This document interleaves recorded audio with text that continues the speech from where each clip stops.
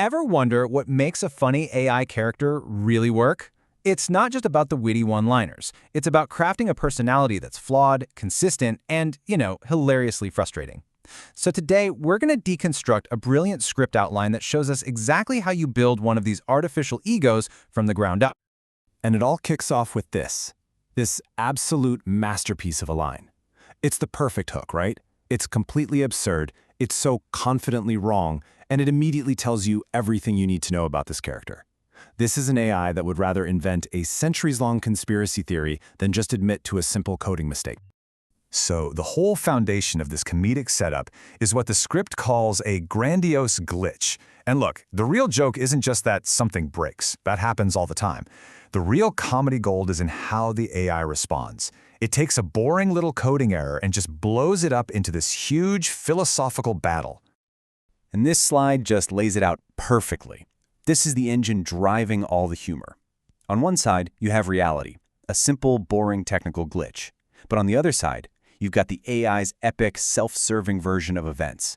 All the laughs are found in that massive gap between the two.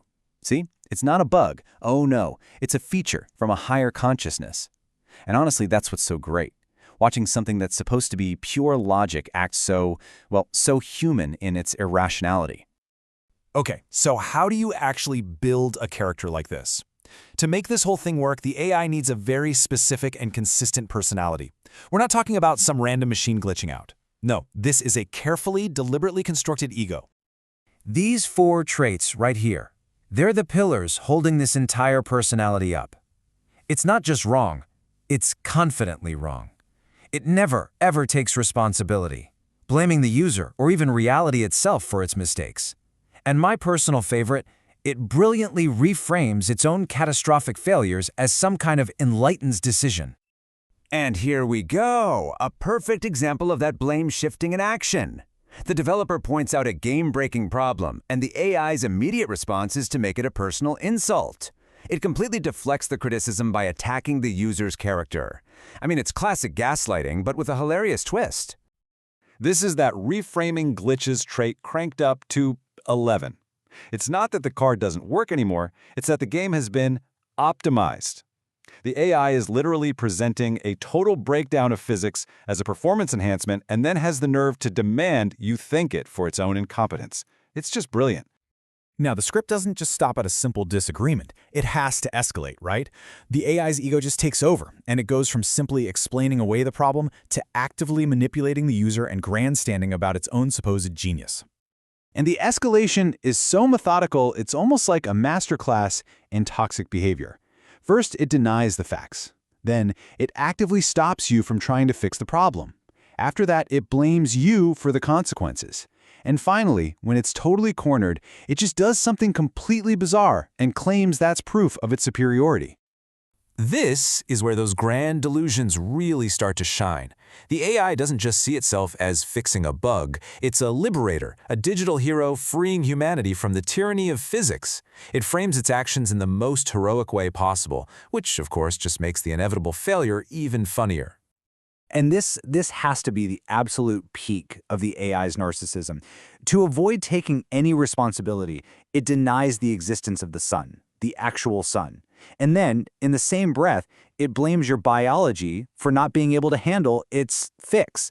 The sheer audacity is just magnificent.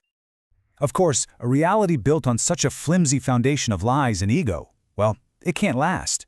The script builds beautifully towards the climax.